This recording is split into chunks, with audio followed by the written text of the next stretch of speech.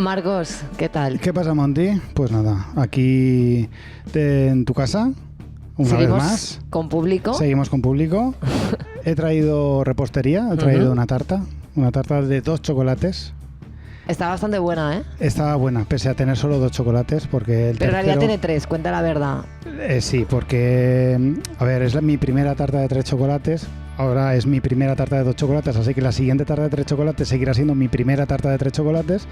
El caso es que le he puesto muy poca cuajada a uno de los chocolates. O sea, no se ha cuajado lo suficiente, entonces he tenido que recurrir al otro chocolate para mezclarlos. Pero entonces sí que tiene 3 chocolates, solo que visualmente no los Son vemos. 2, efectivamente. Se han mezclado el chocolate puro con el chocolate con leche, se han convertido en chocolate con un poquito menos de leche. Se ha quedado... Bueno, claro, en realidad así. Son 2 chocolates. En realidad son 2 chocolates porque el chocolate ya es homogéneo. Pero el sabor ese que obtienes es el mismo que si fueran Claro. 3, porque se hubieran mezclado en tu boca. Se habría mezclado en tu boca, sí. O sea, exacto. son 2 chocolates, pero que si quieres son 3. Realmente podía mezclarlo todo y hacer sería... una tarta de chocolate y ya está. Seguramente un cocinero tiene muchas cosas que matizar de esto. Bueno, tenemos un cocinero aquí entre el público y no ha matizado gran cosa, le ha parecido bien. ¿Le ha parecido bien? Bueno, no sé, claro, porque no es lo mismo de construirlo en tu boca que ya en la cocina, ¿no? Entiendo. No sé, yo tuve una etapa repostera también que me duró poco. Yo hacía galletas. O sea, no sé, como de repente yo era una ama de casa de los 50. Claro. Y hacía como galletas y las llevaba al ensayo cuando iba a ensayar con mi grupo. Y también me compré un molde con la forma de Darth Vader, que luego sí que se lo llevas porque ya no lo voy a usar. Vale. Porque ahora estoy en mi adolescente era y solo como macarrones con pasta y jumpers. Entonces Bien, no lo voy a usar. ¿Sabes que los jumpers son en realidad ranas? Ya lo has dicho, ¿no? Sí. Es una realidad que no voy a aceptar. Pero bueno, lo que sí que vamos a aceptar, fíjate que bien voy a hilarlo aquí, es que por fin vuelve Misery. Vuelve Misery. Después de muy mucho bien. tiempo. Así Perfecto. que vamos a poner la cabecera, que está guapísima y nunca la usamos. Y entramos en materia. Entramos.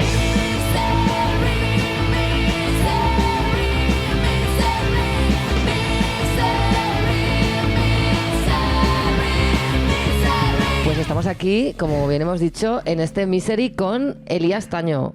Muy buenas tardes o noches o lo que sea, Elías. ¿Qué Hola, tal? Elías. Hola, buenas, gracias por la tal? invitación. Qué guay. Por si alguien no lo conoce, hago una breve presentación. Bueno, Elías, eres artista gráfico, muralista, has ilustrado portadas para libros y también para artículos en diferentes revistas. También dentro del cartel has desarrollado obras para bandas de música, sindicatos, festivales, obras de teatro. Has creado junto a la artista Carla Chillida el grupo de teatro político A Tiro Hecho. Y bueno, un montón de cosas más, animaciones, taller de serigrafía, eres docente también. Joder, un montón de cosas súper guays. Una rata. Vengo a ser una rata comparada contigo. ¿Pero por qué te lo llevas? Ya me lo he llevado a lo Ya te lo personal. has llevado a lo personal. Que la descripción de una persona te insulte a ti directamente, ¿no? Bueno, Elías, supongo que para mucha gente tu obra será conocida, incluso aunque no conozcan tu nombre. Yo os invito a que busquéis en Google, pongáis su nombre y veréis un montón de obras que ya conocéis, porque eso a mí me pasa un montón con tus murales, que ya los había visto antes de saber que eran tuyos. Una de las cosas que más llama la atención de tu obra es que tiene siempre un marcado componente político, y en una época en la que la tibieza está a la orden del día, que es una cosa que a Marcos le encanta recordar, mucho, sí. y a los artistas parece que les cuesta mucho mojarse en este tema. Entiendo que en tu caso es una decisión deliberada, o sea, no es una cosa que sea de casualidad, ¿no? Sí, claro. Para mí el hecho de politizar el trabajo de creación ha estado desde el principio en todo lo que he hecho relacionado con el dibujo. Vale, yo también empecé con el dibujo tardíamente, digamos, porque tengo como otro oficio así, digamos, escondido en la retaguardia de lo que es el trabajo artístico y político. Pero pues desde un principio como tuve la preocupación en realidad... primeramente por una cuestión estética, pues como militante, como parte de movimientos sociales y de grupos y de sindicatos y de cosas. O sea, como que notaba que faltaba en lo político una parte artística, una parte visual que muchas veces la dejamos un poco de lado. Total. Y es como claro, uno también que desde esta izquierda acostumbrada a la derrota tiene cierto grado de nostalgia, ¿verdad? Por el pasado y por las revoluciones que nos fueron y esas cosas. Entonces, claro, yo tengo todo ese bagaje visual en mi cabeza de Latinoamérica, de Yugoslavia, de todo el bloque soviético, a nivel cartelería, Sí, a nivel claro. toda la propaganda, ¿no? Que era brutal.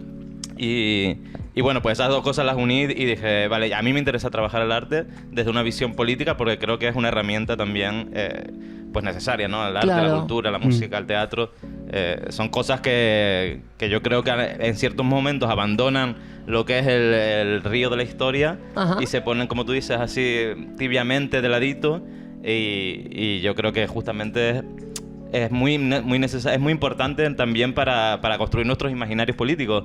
Que el arte forme parte también Claro, totalmente. de esas luchas. Totalmente. Y no, ¿tú no sentiste en ningún momento que en el momento que te mojaras en el término político, automáticamente te cerrabas un mogollón de puertas? ¿Tú eso pensaste o no te motivaba nada? O sea, yo la verdad que sí, fui bastante ingenuo con esta cuestión. Pero luego el tiempo me ha puesto en mi sitio y me ha dicho, espérate, y justamente además es como en prácticamente los últimos 6 meses creo que ha aterrizado con esa realidad frontalmente. Ajá. Pues ya no es como una cosa de, bueno, es que no me contratan o es que no me van a salir ciertos trabajos con ciertas empresas o ciertos... No, ya es como directamente por cuestiones que no sé muy bien qué... Pasas el filtro, llegas a trabajar con ciertos estamentos institucionales, políticos, empresariales, pero en cuanto que haces una pequeña búsqueda en Google, ya mal. Ya. Se acaba el contrato con ese artista y eso, bueno, es mi día a día de los últimos años, pero fuertemente casi el último medio año. De hecho, hay una historia que molaría que nos contaras, ¿no? Con un mural tuyo en particular que parece ser que cabreó a bastante gente. Sí.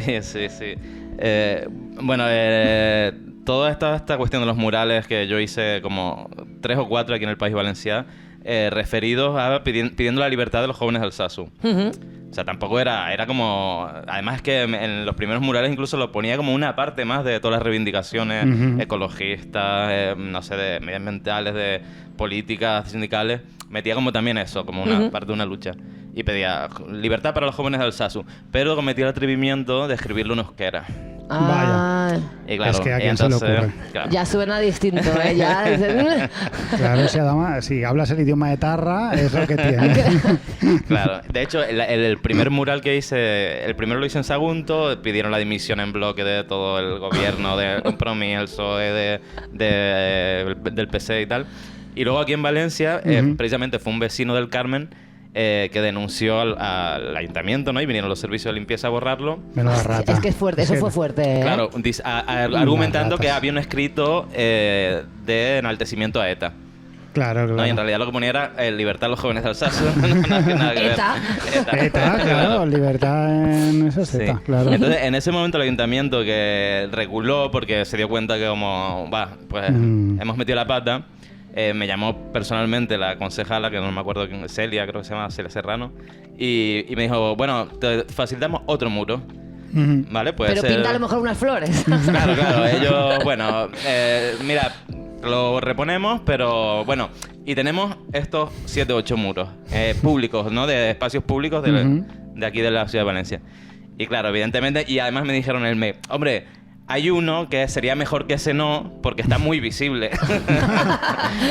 O sea, coge a lo mejor uno que está en Arrancapins, o sea, en Los Riols o en Benicalab o en Campanar, Claro. pero no pilles este que está justo en la Gran Vía con Pechina, ¿no? Claro. O sea, el centro neurálgico. ¿Ves ese descampado donde por dentro hay una jauría de gatos que están Ahí ahí pinta lo que- pues detrás? Detrás, ahí puedes pintar lo que quieras, porque además ha sido, claro, al final no tenía tanto que ver contigo, que también, sino que toda esa movida fue un instrumento político realmente. Sí, claro, en ese momento era como...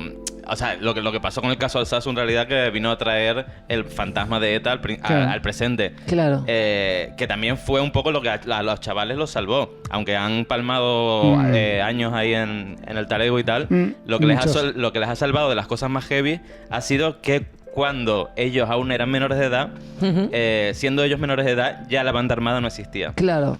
Buah. Y esa es la razón por la que no les han caído 20 años de prisión. Entonces, claro, pero bueno, como ya sabemos que a la derecha le interesa siempre Claro. que en la agenda esté ETA, por la razón que sea.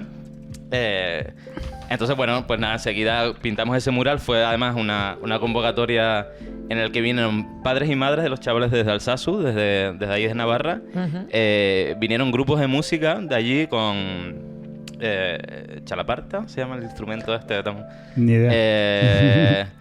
Y también vino aquí una gente de aquí de Valencia que tocaba tradicional y tal. Y bueno, nos juntamos allí como actividad popular para pintar de nuevo un mural pidiendo la libertad de estos chavales.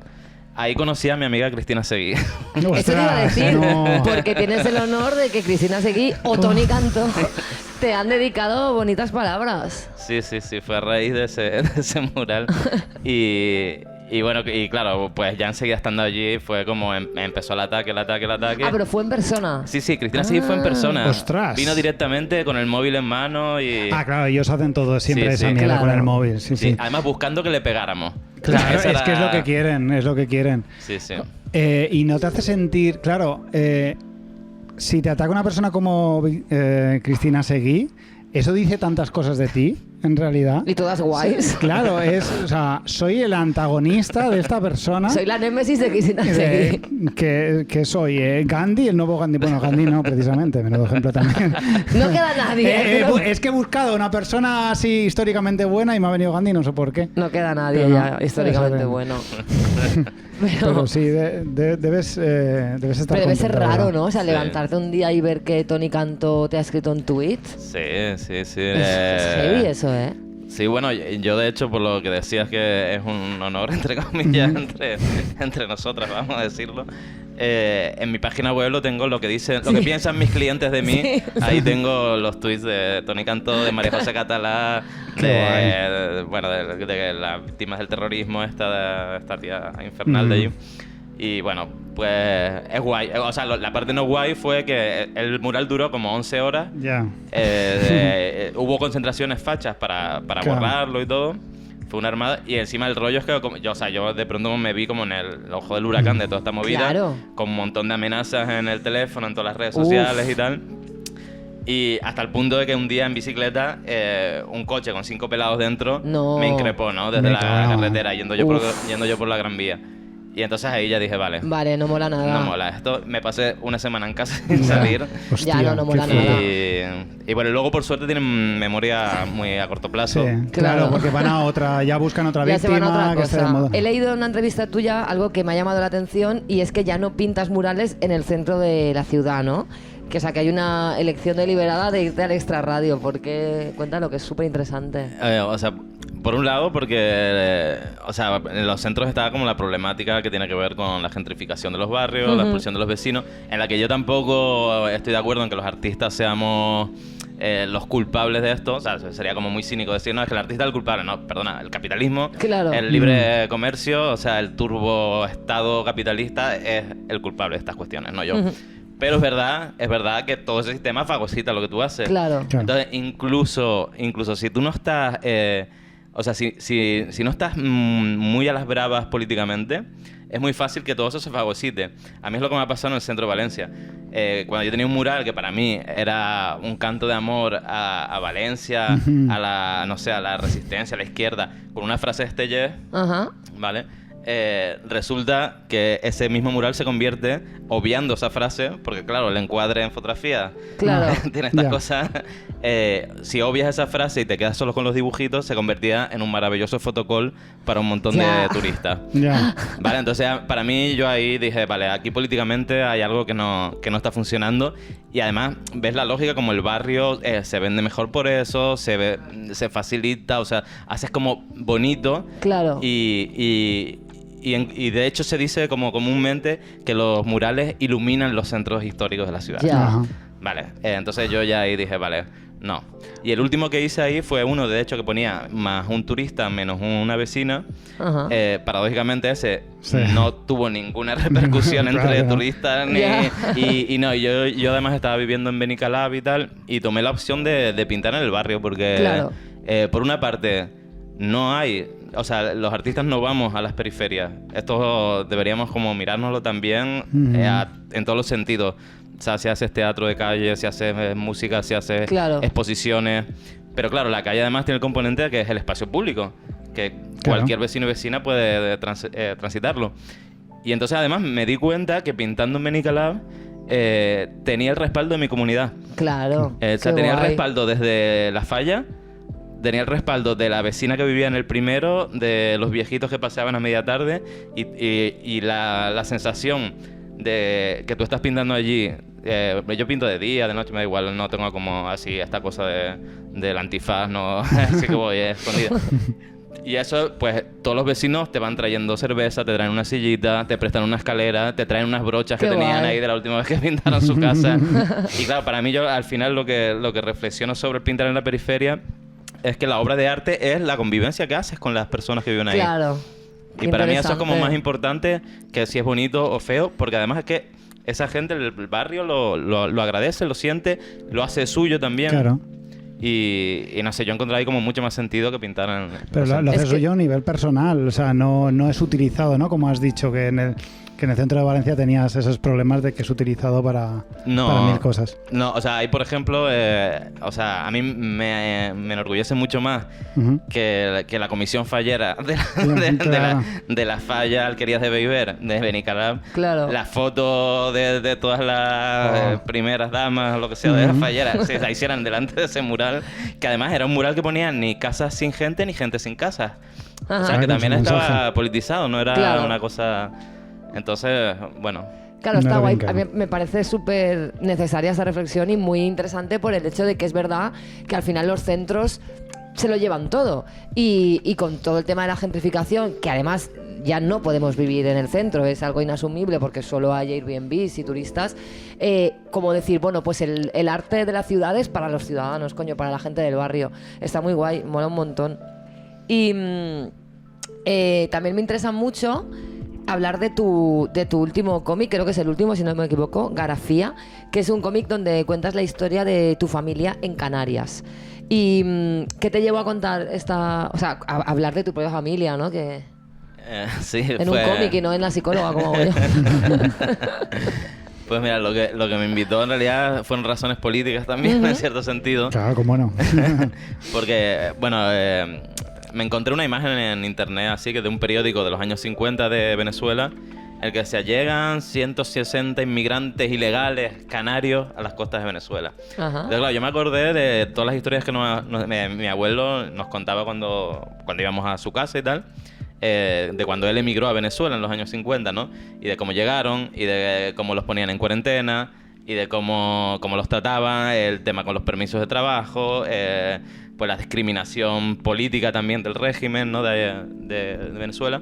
Y dije, bueno, pues sería interesante hacer un paralelismo, ¿no? En cómo hoy recibimos en Canarias, además, con toda la problemática que tenemos de llegada de subsaharianos y tal. Pues bueno, esa me pareció como la reflexión política y personal. Claro, ¿qué pasa? Que cuando te metes ya con la familia, eso ya puedes caer en un océano como de múltiples posibilidades.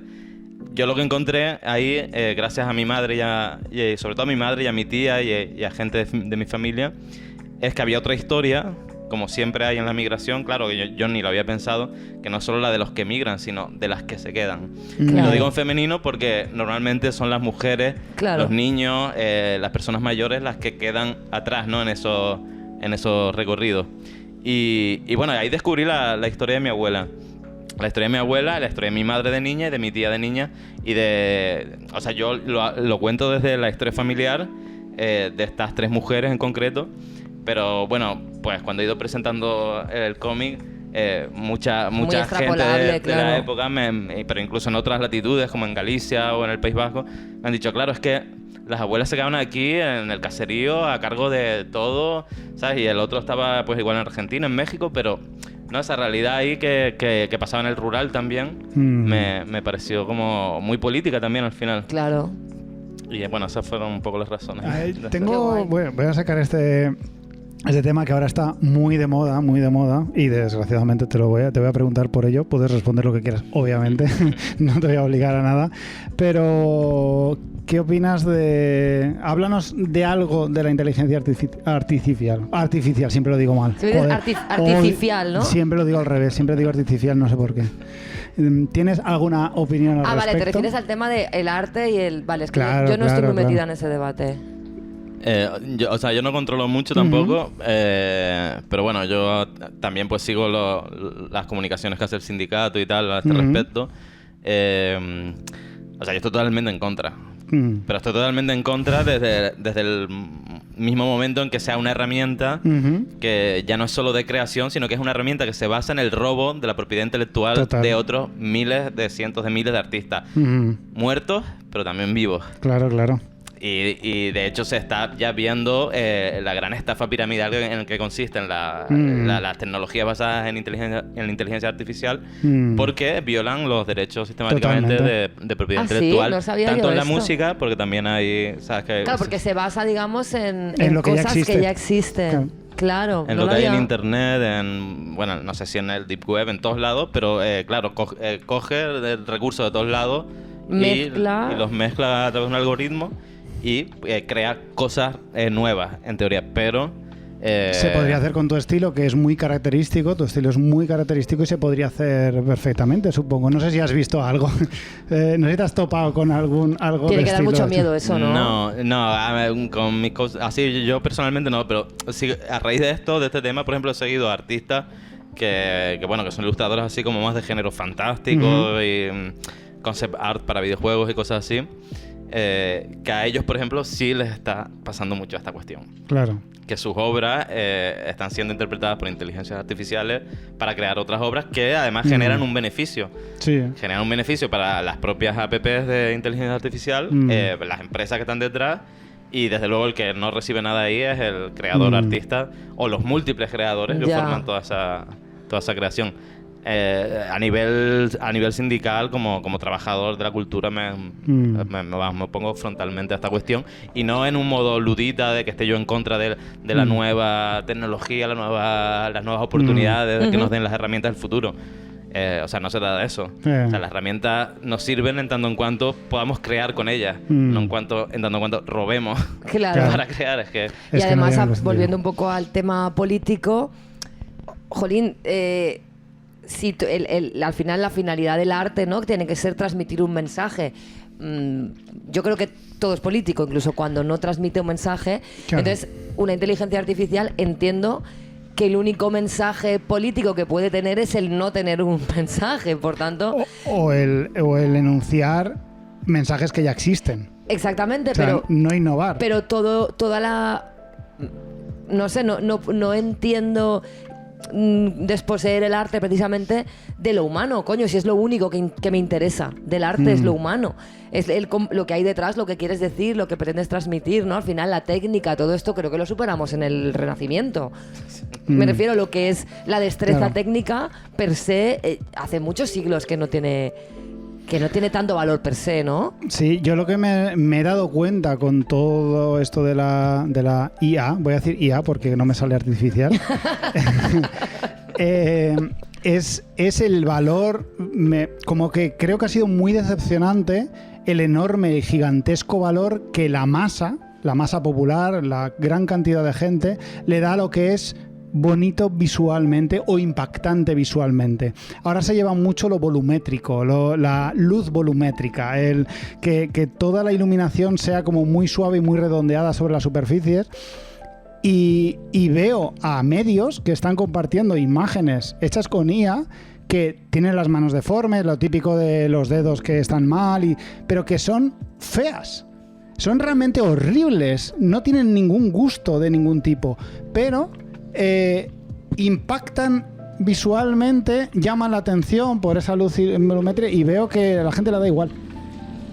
El otro día veía un tuit de Albert Montaigne o de Manel Fondevila, no me acuerdo cuál de los dos, que decía: ¿cómo explicar a la gente que las imágenes en IA son horrendas, son feas, son cutres, sin parecer un pedante? Claro. Es muy difícil. Es muy difícil. Es que más allá de que es también curioso, es verdad que a riesgo de parecer un pedante, joder, pues también tendrán los artistas que opinar sobre el arte, ¿no? Me refiero, Claro. si es algo que está afectando al arte, pues también, bueno, pues si parecen un pedante, pues parecen un pedante, pero algo tendrán que decir también los artistas, ¿no? Claro. Bueno, digo yo como si yo fuera artista también. Tú eres el mejor. y de todas las disciplinas en las que trabajas, ¿cuál es la que más te mola? El mural. El mural. Sí, sí, porque para mí siempre estar en la calle significa estar en un territorio que está en disputa, ¿no? El espacio público es un territorio en disputa que estamos, o sea, desde la izquierda hemos reivindicado siempre, ¿no? Claro. Siempre ha sido una consigna de recuperar las calles serán siempre nostres y cosas así. Entonces, cuando estás en el espacio público, de pronto, si lo politizas, también, claro, yo todos los encontronazos que he tenido con nazis, fachas, a través de los murales y tal, que ha sido siempre, que desde que politicé realmente el mural, o sea, creo que quedan muy pocos murales míos en Valencia todavía en pie por esta cuestión. Es porque de pronto estás en un espacio público que ahí yo creo que le genera un poco de tensión, ¿no? Claro, hombre, un poco no, claro. Porque le estás disputando la hegemonía del discurso, ¿no? Claro. O sea, ¿cómo vas a plantar tú aquí una bandera trans incluyente o a favor de la inmigración o a favor de la autodeterminación del Sáhara, cuando nuestro discurso que tenemos, las televisiones, los periódicos, la barra del bar, en todos lados estamos en ese consenso bastante implementado, ¿no? Entonces, claro, cuando ocupas el espacio público es que ya no es un fanzine.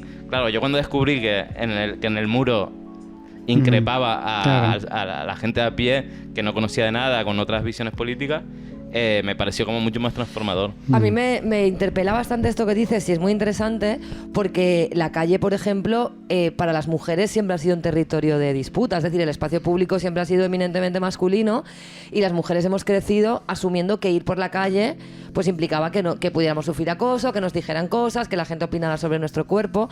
Yo viví durante mucho tiempo una batalla completamente abierta contra este tema porque, bueno, pues yo trabajaba en el Carmen y yo vivía en Zaidía y, bueno, siempre que iba a trabajar al Carmen por las noches sufría mucho acoso y en algún momento decidí plantarme y disputar esto, o sea, confrontarlo y empecé pues a insultar, cuando me decían cosas pues insultaba, me quejaba, me revolvía y es increíble cómo desafiar la hegemonía que hay sobre el espacio público, en este caso de que es masculina, genera unas violencias. O sea, tú me has dicho guapa, no sé qué, y yo os he dicho simplemente cállate.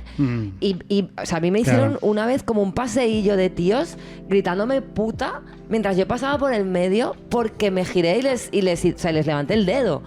Porque no me pareció bien que me gritaran 8 tíos guapa. Porque perdiste las formas. Porque perdí las formas porque en el espacio público tú como hombre me dices lo que quieras y yo como tía me callo. Claro. Si subviertes la lógica y cambias el relato, aunque no insultes, aunque simplemente digas, oye, cállate, o no me importa. Joder, me han llamado puta de veces. Sí. O de repente, pues eres fea. Bueno, a ver, cariño, ¿en qué quedamos? Aclárate. Es que eso me hace mucha gracia. Pues estás gorda. Pues bueno, pues ya me has dicho tía buena. Ahora te jodes. Ahora te jodes, No, ahora se queda. todo no puede ser. Y Yo- es muy fuerte lo que... O sea, no somos muchas veces conscientes de todo lo que implica... O sea, de todo lo que hay como enculturado en los espacios. Y cuando estudié antropología en Portugal, allí se estudiaba antropología del espacio, que aquí en la UNED yo creo que no existe como asignatura. Y es súper interesante ver todo lo que hay enculturado a través de los espacios físicos, ¿no? Todas las narrativas que encierran. Y lo que dices es que es tal cual, es que en el momento que tú dices, no, vamos a cambiar la narrativa, de que la calle tiene que estar de acuerdo con que la calle no se moja, ¿no? Y menos las del centro. Claro. Es muy guay. No, o sea, además es que tiene que ver como con cosas tan asimiladas, por lo que tú dices. O sea, en el espacio público hay un montón de política. Yo creo que la política está Total. en el espacio público, Total. en todos los temas que podamos abordar. Y podemos hablar desde arquitectura, trazados urbanos. O sea, los barrios obreros son claro ejemplo de la política Total. en el espacio. Y en este sentido está tan asimilado que en el espacio público, por ejemplo, solo a nivel visual, hablo como desde lo gráfico y tal, la única cosa que se permite es la publicidad. Ya, hostia, qué fuerte. Es muy fuerte. No lo había pensado. Es heavy, ¿no? Sí. O sea, podemos poner en nuestro negocio, anunciar nuestro negocio, vallas publicitarias de Coca-Cola, Nike, lo que sea. Eso sí. Pero ¿no? el abordar y el agarrar un muro y decirlo... De hecho, yo defiendo mucho como hasta las pintadas políticas, hasta las pintadas de amor que se hacen en el río. O sea, hasta eso lo reivindico porque me parece que es una forma de... Sí, claro, también eso es político. Pero Claro. si además llamas a una huelga estudiantil o llamas a que se sepa una cuestión que está sucediendo en tu comunidad, eso me resulta subversivo porque ahí hay un territorio en disputa total. Qué guay. Yo quisiera solidarizarme un poco con esos nazis. ¿Cómo qué? ¿Este giro? Con esos nazis y gente de ultraderecha en general, bueno, de derecha también, que, claro, tiene que ser muy complicado y muy difícil de asumir el hecho de estar en contra de un mural, por ejemplo, que habla básicamente de derechos humanos, que básicamente estás poniendo en un mural derechos humanos, guay, molan.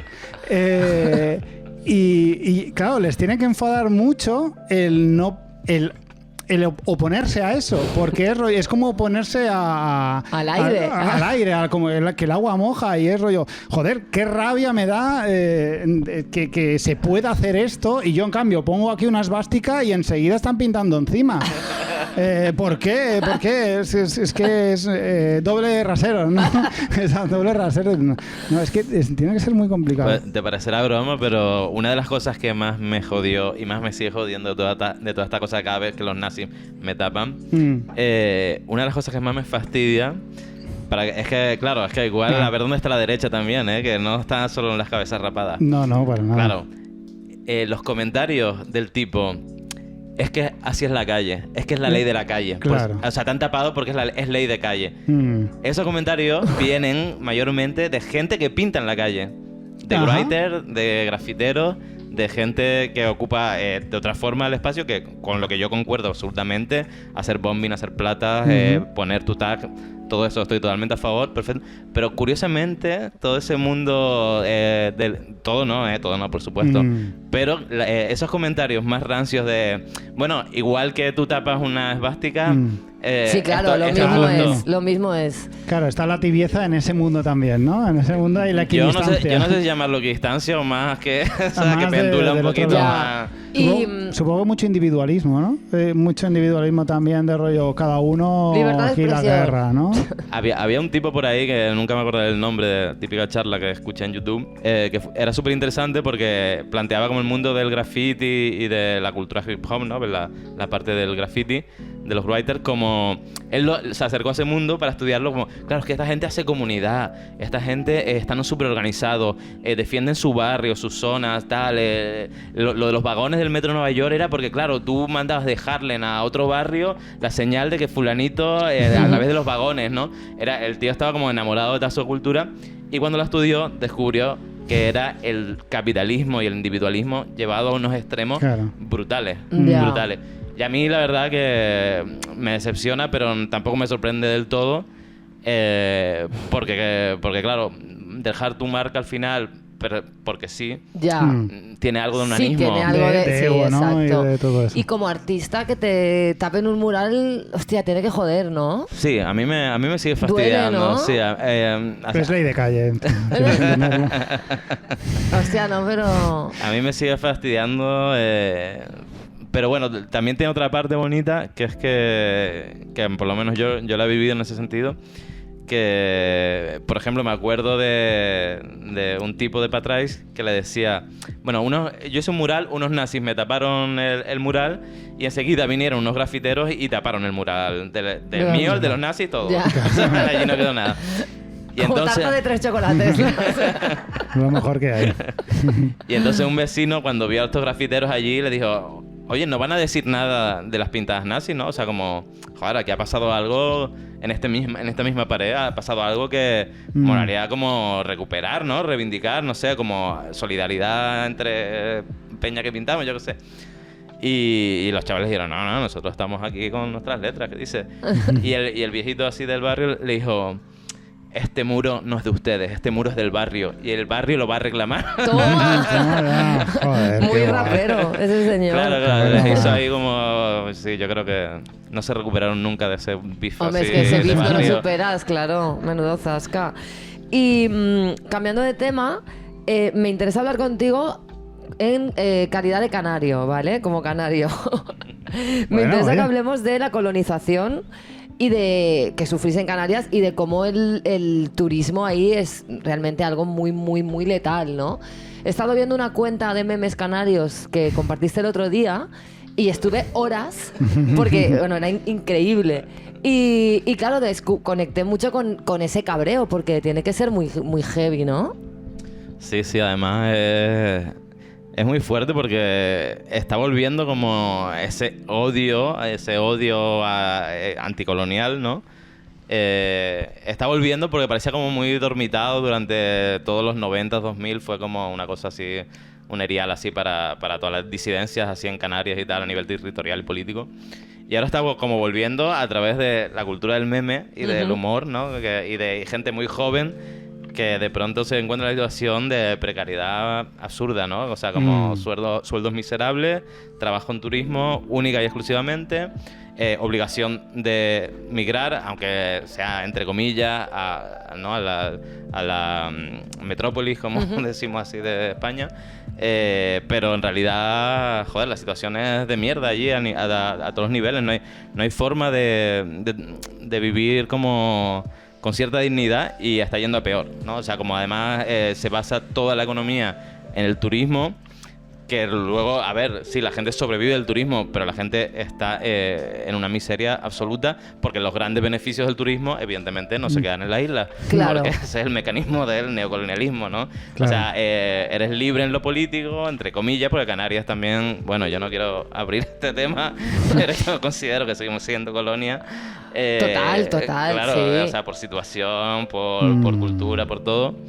Pero, bueno, pues vivimos según condiciones de colonia. O sea, como las colonias en África, que sí, efectivamente se independizaron de sus países europeos, pero en lo político, pero no en lo económico. Claro. Que esto era como una de las cosas que más denunciaba Tomás Sankara, el hecho de que al colonialismo, al imperialismo, solo se le puede derrotar. Además, esto es que, claro, se me quedó grabado, porque dice, solo se le puede derrotar a través de la cultura, porque es la única forma en la que nosotros vamos a poder generar herramientas de pensamiento Fuera de la lógica. contra una manipulación que es económica, Claro, ¿no? Y además que también está usada por el colonialismo. claro. O sea, la cultura hegemónica es o sea, además él lo decía también en el texto, que es la herramienta más barata para el colonialismo y para el imperialismo, para meterse como en el tuétano del pueblo. Claro. Y bueno, o sea, sí me he puesto así tremendo, pero No, es que no, a mí el me tema parece, de Canarias me a mí me parece... parece súper interesante y es verdad que yo desconozco bastante el tema canario y a raíz de la página esa de memes como que lo repensé un montón, porque es verdad que cuando pensamos en el colonialismo siempre nos vamos a, pues eso, ¿no? A África o a Latinoamérica, cuando, joder, lo tenemos aquí al lado y es verdad que yo he estado solo en Fuerteventura 2 veces y fue hace mucho tiempo, entonces como que no, pero ahora repienso situaciones que viví y la impresión que da y es que es tal cual, o sea, como que hay todavía esa huella colonial muy presente y debe ser jodido, además de un sitio que tiene como toda esa particularidad, ¿no? Que joder, es un enclave ahí súper privilegiado y ver cómo están acabando con ello, algo tan horrible como el macroturismo y todo esto. Sí, ha sido como... Las papas arrugadas para los canarios, tío. El mojo para el que lo trabaja. Joder. Total. Sí, no, además es como el tema de la sobreexplotación de los recursos a la que hace el capitalismo en territorios finitos. Claro. Absolutamente finitos. Claro, o sea, allí... Por ejemplo, yo llevo casi 20 años viviendo en Valencia, ¿eh? Pero es que cuando yo vivía allí, para hacer un recorrido de 15 kilómetros en coche a una hora punta, para ir a currar, estabas 45 minutos, ¿no? Claro, hoy en día me dicen que es 1 hora y media. Hostia.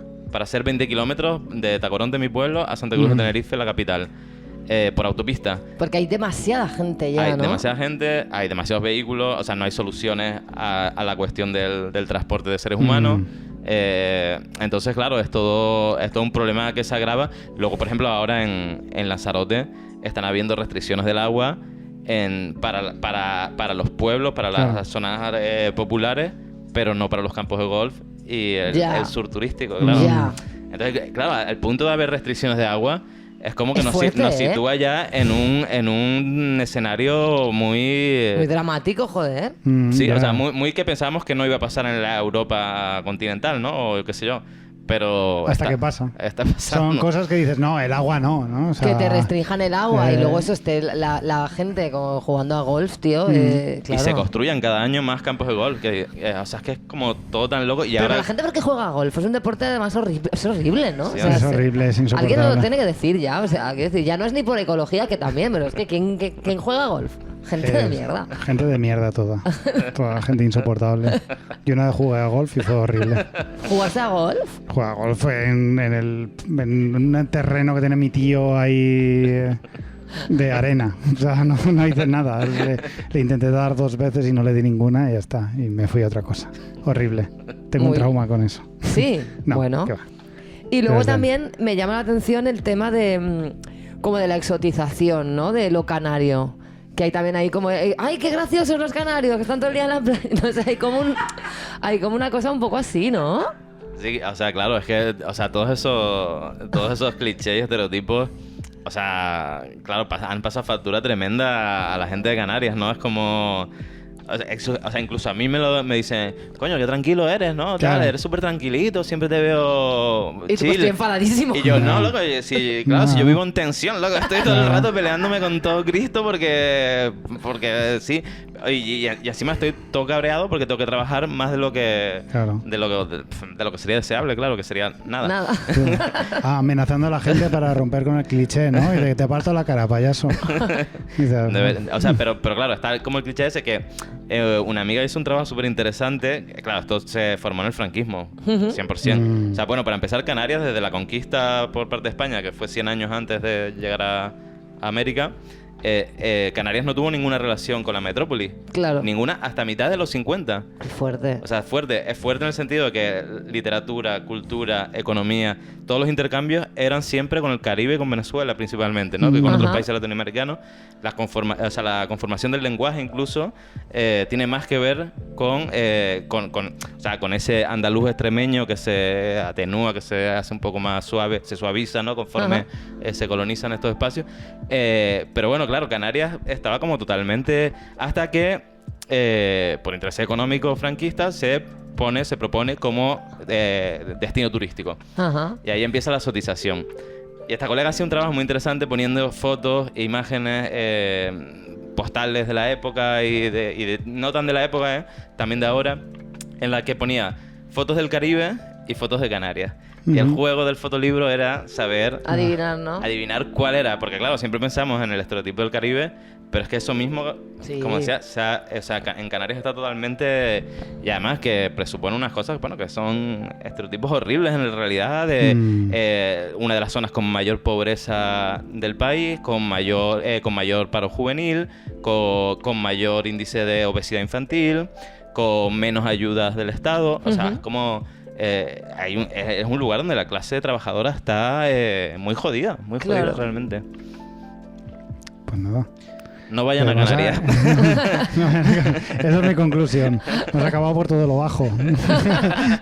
hemos estructurado la entrevista para acabar muy abajo. Para acabar muy de bajón. Muy No, de pero bajón. es importante porque yo creo que se habla poco o sea, se habla muy poco del tema canario y hay un tema ahí muy, muy interesante.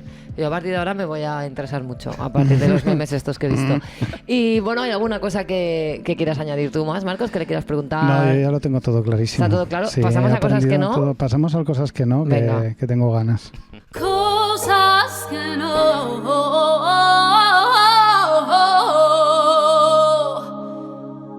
Que no, coño. A ver, voy a empezar yo diciendo... está mal. La sociedad está mal, esto ya lo sabemos. Vale, Es una ¿puedes cosa que concretar es- un poco más? Sí, sí. Aparte de que la sociedad esté mal, creo que hay dos tipos de sociedad. España está... Bueno, España, supongo que el mundo, pero yo voy a hablar de España. Hay dos Españas, ¿vale? Vaya, qué sorpresa, ¿no? Eso también es nuevo. Pero tenemos que aclararnos, porque estamos invertidos. Tenemos la gente que es infeliz, pero intenta convencernos a todos los demás que es súper feliz, con todos estos mensajes súper happy, tienes que estar en redes sociales, nos inundan constantemente con esto de ser feliz, trabaja duro y conseguirás todo lo que quieras, madre mía, no sé qué, con todos los influencers y toda la movida. Y luego tenemos la otra parte que es totalmente infeliz, pero no para de compartir memes, haciendo risa con su infelicidad, o sea, se quieren morir, Yo estoy pero en están ese todo el team rato totalmente. de risa. Pero que yo y si todo no el fuera mundo por eso me mato, y ¿eh? finge felicidad. Entonces tenemos los que fingimos que estamos de puta madre, pero No, en pero tú realidad... no finges que estás de puta madre. No, la verdad es que no. Pero, Lo has fingido eso en tu puta vida. pero siempre estamos con la risa, siempre estamos con la risa. Y luego Pero están los porque- que de verdad están mal, que están fingiendo que están de puta madre. Pero porque, bueno, lo hemos hablado, de hecho yo hice una sección sobre el humor que nace del dolor, o sea, que Claro, decir, el humor claro. como estrategia de resistencia. Yo lo utilizo, lo hablábamos antes fuera de los micros, que yo lo hago mucho en la psicóloga. O sea, Claro. como que para poder contar cosas que son muy jodidas y que no sea aquello tampoco un valle de lágrimas, yo lo cuento como de risas, pero lo suelto. Claro. Y hacer humor con la propia miseria es lo último, es lo último. Yo lo hago mucho con Virginia, con una amiga que estamos siempre como contándonos cosas, joder, que nos están jodiendo la vida. Pero es como entramos en el juego del jiji y el jaja y dos payasas ahí, jiji, que nos queremos matar, pero supongo que es lo último que te queda, ¿no? Yo propongo intercambiar nuestros papeles. Es decir, vamos a ser felices nosotros un rato, de verdad, y hacemos broma con nuestra felicidad. Joder, qué de puta madre, hacemos memes con lo bien que nos va. Pero yo creo que eso no se puede. Y Cuando lo- estás y- bien, tú no estás haciendo y humor. los que Cuando están estás bien, estás fingiendo- bien. Ya, supongo. Cuando estás bien no haces risa. Tú tú por ejemplo para la creatividad, porque yo para el humor soy más buena cuando estoy mal que cuando estoy bien. Y tú para tu trabajo, por ejemplo, ¿te afecta? Sí, un montón, claro. De hecho, o sea, la tristeza me funciona muchísimo. Sí. Ajá. O sea, cuando ha habido Sad boy, a tope. rupturas emocionales y cosas así, han sido grandes historias, grandes proyectos, Ajá. gran productividad incluso. Pero luego el resto del tiempo me mueve otra emoción, que es la rabia. Yo es que soy más del team La rabia. rabia. Sí, a mí la Yo- tristeza no me pone creativa, a mí la Sí, tristeza a me mí pone a mí la triste. rabia sí me... o sea, de hecho, he salido incluso a veces a pintar solo por rabia, antes que por querer hacer algo bonito. O sea, solo por, Claro. por decir, joder, es que esto lo tengo que decir. Claro, a mí el Claro, rencor sí. me mueve mucho. Yo Sí. soy súper rencorosa. Es verdad, y el rencor para mí siempre ha sido un motor que flipas. Viva la rabia. ¿Y tus cosas que no? ¿Tienes alguna? Mis cosas que no, así enlazando con el tema Puedes decir Canarias. varias, ¿eh? Como vas a ver, como Vale. vienes solo una vez, puedes decir varias. O sea, lo enlazo con el tema Canarias que hemos hablado y todo, pero en realidad es extrapolable a cualquier territorio. Yo creo que incluso en Valencia está pasando, que es el tema de los nómadas digitales. Ay, Dios mío. Ay, mira, de verdad, qué asco, sí. La Los odio. peña que viene de países súper ricos a sitios como muy baratos para ellos, Claro. con buen clima para ellos, donde la cerveza cuesta 20 veces menos que en Claro. su país. Dices, tío, no. Van con su portátil ahí. Sí, a de todas hecho, partes. el tema de que han aparecido, de repente vas por el Carmen y hay coworkings. Claro. Que es como, ¿qué es esto? Y está lleno de holandeses. Mm. Claro, es de puta madre, sueldo holandés, pero viviendo aquí, ¿no? Ya, eso está mal, eso está Lo bastante que me mal. jode es que ellos creen que son la hostia. Sí, sí, que, no, que ellos... son súper interesantes. Sí, porque además es como, buah, yo tengo un estilo de vida, soy nómada digital. Sí. Tú eres un colono. Sí. Exactamente. O sea, Ya, tú eres Hernán Cortés, ¿sabes? Tú eres Hernán Cortés, así que vuélvete a tu país. Tal cual. Además es que yo no sé por qué, pero toda esta onda del nómada digital la vinculo mucho con el rollo este de seres de luz y de psicomagia y de gente como de un positivismo exacerbado que es como si tú luchas, si tú tal, claro. puedes, no sé. O sea, y entonces como te das cuenta que esos dos universos se tocan y dices una cosa que Claro, no. pero porque ellos quieren Claro. creer como que bien me lo he montado Claro. y es mi sueño. No, lo que pasa es que tú eres de un país rico con un sueldo rico y te vienes a un país más pobre a contribuir a que la gente de aquí no pueda vivir aquí. Yo solo viví en Lisboa, por ejemplo, cuando yo viví en Lisboa en 2016, era un momento en el que el turismo había un 800% más de turismo. Y ya todo eran Airbnbs, todo el mundo... O sea, tú no puedes alquilar un piso en Lisboa para vivir. Es Claro. complicadísimo. Entonces es como... Claro, además los turistas van a Lisboa por aquello de que Lisboa es muy auténtica y ver los barrios, pero es todo ya como un decorado, porque ya no queda nadie en los barrios. Entonces esta gente como franquicias que abren tiendas que simulan ser las tiendas de barrio para que los turistas vean el decorado de la Lisboa del azulejo y tal, pero en realidad es una franquicia, a lo mejor, yo qué sé, Todo americana, todo de madera, que está super vendiendo cookie. azulejos fabricados en la India y la gente, ¡ay, qué auténtico! Y es como, es que es súper horrible. Es horrible. Además, con el rollo este de Canarias está como que esta gente que viene de nómada digital y no sé cuánto, enseguida, pues ellos ya se sienten canarios, ¿no? Claro. Y esto es una cosa que dicen mucho.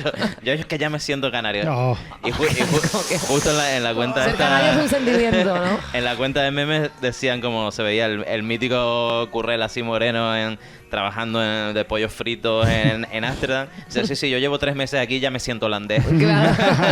Claro, una cosa que nunca va a pasar en la vida.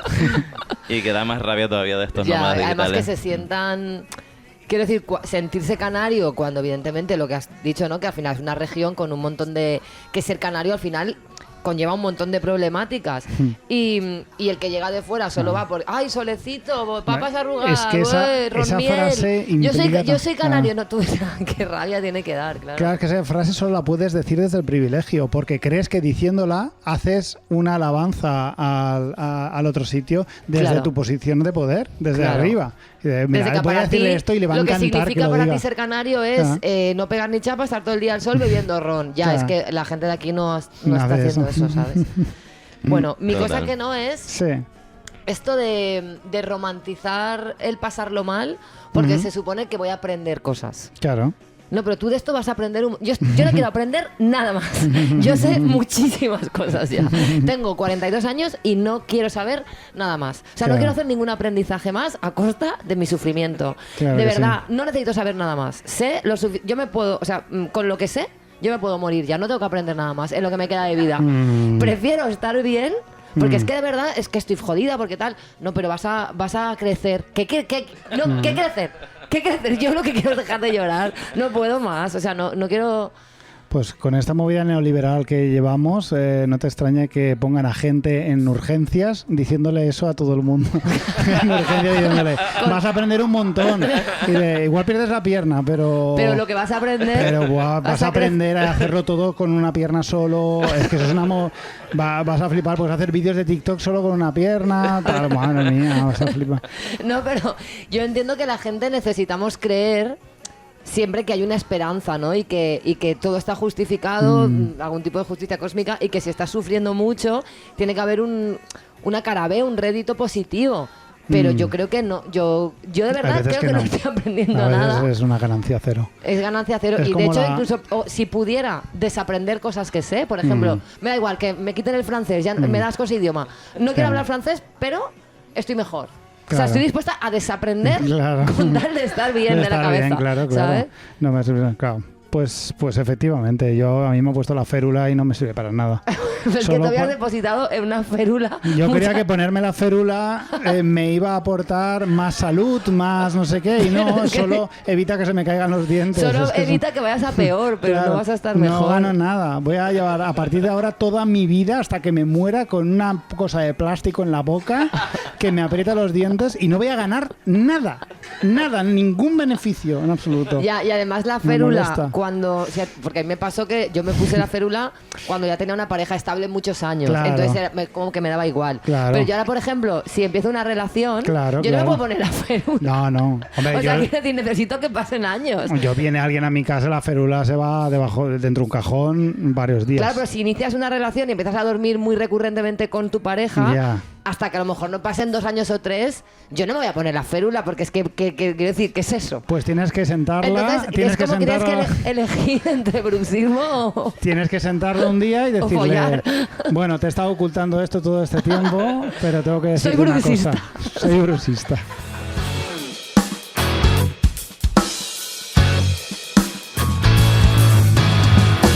Pues Perfecto. muchísimas gracias, Elías, por haber compartido este ratito con nosotros. Te admiramos un montón, a mí me flipa lo que haces. Ujú. Y muchas gracias por Qué haber guay. venido a Todo Mal. Muchas gracias a ustedes por la invitación y Bien. admiración mutua total. Bravo. Pues nada, Monty, nos despedimos ya si quieres. Sí, nos despedimos. ¿Con qué nos vamos a despedir? Ah, vale, sí. ¿Has pensado una canción?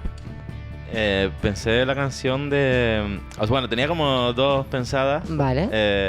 No sé, ¿ustedes son como más rock o más algo así musicalmente? O... Sí, bueno, Somos somos más más rock, rock, pero sí. también nos abrimos a cualquier otra cosa. Sí. ¿eh? Pero Vale, pues- nos vaya cualquier cosa. Se llama Rita Indiana, Ujú. Mandinga Times. Esa Vale. canción. Vale, Perfecto. perfecto. Ah. Pues Ideal. la semana que viene... Más Y o o peor. peor.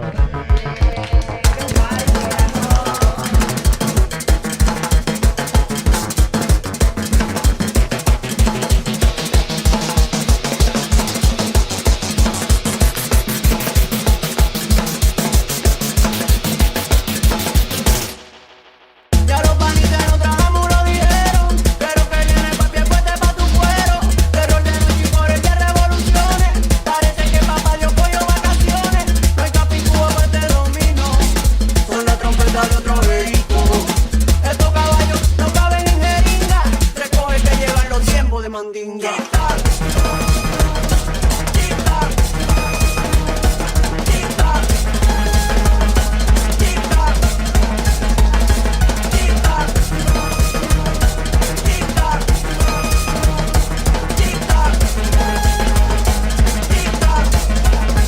No te dejes, no te dejes, no te dejes. Aprende a vivir y a sobrevivir. Aprende a vivir, no te dejes. Tengo una banderita roja en el cerebro. Cuando se muere un hijo de puta lo celebro. Voy navegando un mar de odio y promociones. De Filipinas comienzan las ejecuciones. En la frontera te venden de todo. Un niño en jaula y una 22. Soy happy en mi parque jode con la gringa. Yo sin papel en estos tiempos de mandinga.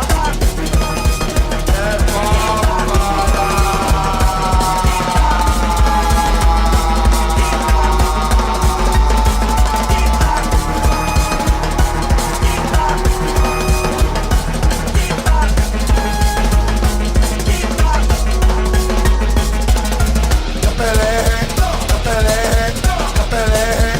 Aprende a vivir y a sobrevivir. Aprende a vivir, no te dejes. Se coge fuego por abajo y por arriba. El Amazon en llamas tal vez te motiva. Y estos malditos nada más piensan en los cuartos. Y es como que van a tumbar, estamos altos. Cuando se firme viene el chicharrón, tendrá que comerse su ruido. Y esos sus manitos tan de pinga. Úsalo para correr cuando llegue mandinga. Mira, tengo mandinga. Mira, tengo mandinga.